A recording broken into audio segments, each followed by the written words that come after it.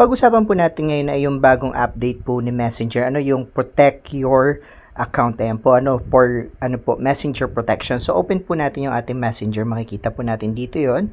Ito po ay bagong feature ni ni Messenger. So, dito po kayo pupunta sa menu. Ayan, click nyo po yung menu sa baba. Then, go to setting po. Ano makikita nyo dyan sa taas. Go to your setting. Click nyo po yung setting. And from here, makikita nyo agad dito yung privacy and safety. Ayan po, So, may blue dot dito. Ibig sabihin po may bagong update na kailangan nating i-check. So, click natin yan. Ayan po, makikita natin yung protect your account po. See how to keep your account safe in just a few simple steps. Start po natin siya. Pindutin nyo yung start. And ayun, one action to complete. Ayan po, mayroon ditong review your account, password. Check po yung ating password. Naka-check. And save website, browsing, naka-on. Ayan po, protection po for our, tawag dito, Messenger. Ayan po, kasi yung mga link po na sinesend sa atin para hindi po siya basta-basta ma-open. Ayan po, one action needed. Click natin, try natin i-click. Dito pala sa review your contact info. Ayan po, if you ever get locked out of your account, you'll need your current email or phone number. I-click natin yon. So, makikita po natin dito yung ating pong mga contact information. Ayan po, add new contact. So, wala naman tayo mailagay na contact. Try natin siya.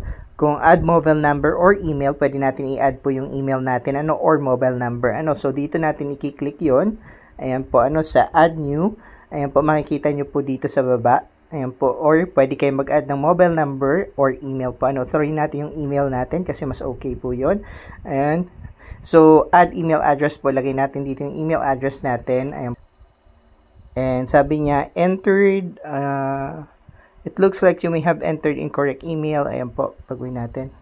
Nagkamali tayo. .com, okay natin, next natin. And enter confirmation code. Makikita natin yun dun sa ating pong email. Syempre po, i-cover po natin yun. Ayan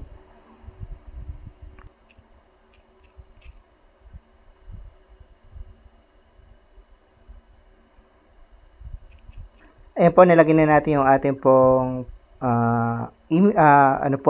confirmation code na sinend po sa ating pong email. So, next lang po natin at nang ma-verify po siya. So, syempre, cover po natin, close natin. And, ayun po, successful na po. Ayan yung ating protection. Meron na tayong recovery, password, and safe browsing po naka-on. Kailangan nyo po gawin yan para po ma-protection ng inyong pong account. Maraming salamat po.